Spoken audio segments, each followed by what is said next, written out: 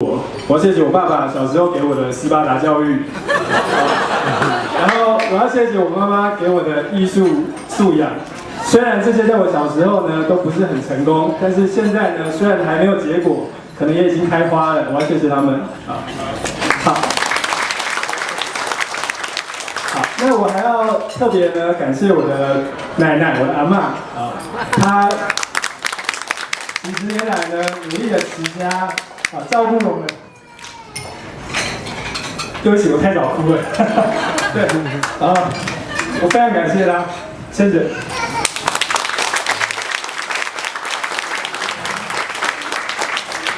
那刚才呢，我们前面有请这个我的老师邱成荣教授，还有王建宏教授来致辞。我相信在座有一半的来宾呢，以前就知道我非常热爱数学，现在有另外一半他们也都知道了。那我非常感谢邱老师这几年给我的熏陶，这是我大师在我眼前给我亲自的指导，让我大开眼界。那我更要感谢王金龙教授，因为如果不是他，我根本不可能遇到邱老师。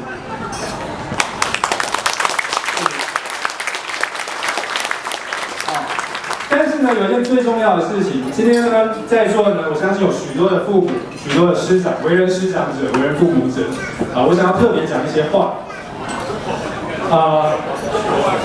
今天呢，别紧张，我手上虽然拿一本书，但是这并不是一本数学书，它是一本物理书。不过我不会讲物理，不要着急。今天呢非常可惜，有一个人呢他没有办法来，就是我的爷爷。当然我相信呢，在座有许多人都知道，我的祖父跟我的关系非常的密切，现在另外一个人也知道了。但是呢，我要讲的部分呢，并不是一般关于亲情的部分，没关系，我有不要紧张，我有准备。不好意思，不好意思我想要特别讲几件我祖父跟我之间发生的事情，那跟在座的许多师长及父母们分享。我们都是生长在丰原的孩子，那丰原是一个小地方，对比于许多北部的大都市而言。资讯并不是非常的发达，即使我后来高中的时候念了台中一中，在台中这个都市，资讯仍旧不是非常发达，就是我从来不知道我是要念数学的。那我最后为什么会走上数学这条路呢？为什么会走到今天的这个地步呢？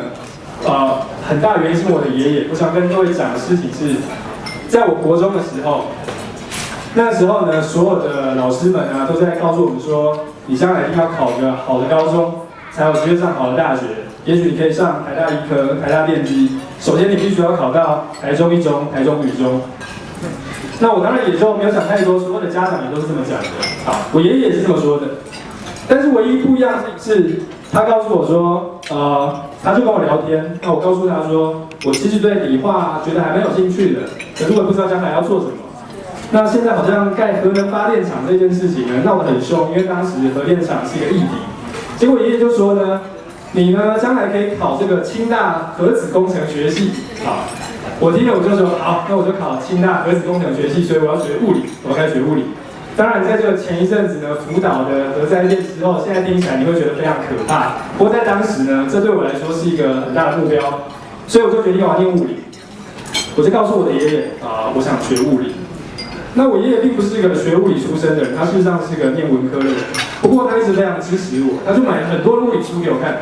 他买的都是大学的物理书，可是那个时候我才国中刚毕业，完全看不懂那他买了什么呢？他买了吴大猷院士呢著作的理论物理丛书总共有7册，全部都是大学的书。那我说过，丰原跟台中是个资讯不太发达的地方。他买了其中的6册，独缺第5册，买不到，在中部这个地方竟然没有卖第5册。好，那我就拿着那6册书，每天都看，吃饭也看，睡觉也看，上厕所也看，就抱着书一直看。虽然我都看不懂，但是我觉得，要是有一天我可以懂的话，我会非常的开心。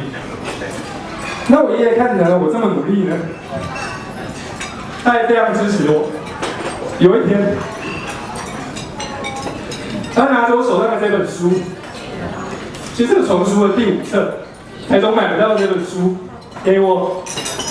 是他去台北买回来，他当时是一个老人家，跑这么远买的书回来给我，我没想到这件事情，我就觉得非常的感动，我心里面非常的感谢他。所以今天非常的遗憾，我没有办法让他跟我一同出现在这个场合。不过我相信他在天上应该看到了，会高兴的。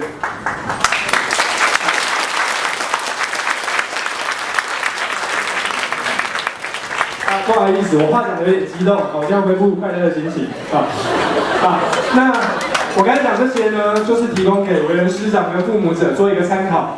我知道现在呢，升学主义依旧是挂帅的，大家每天都在为了找工作而烦恼，我本身也是。可是呢，相信你们作为师长、作为父母，你们该给学生、下属或是孩子们一个适当的引导。你不能太过强迫他，也不能让他脱离正轨，你要给他一个适当的引导。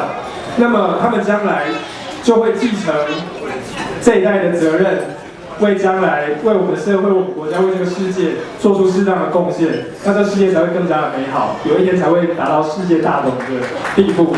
我衷心的期盼是这样子。谢谢大家，谢谢大家。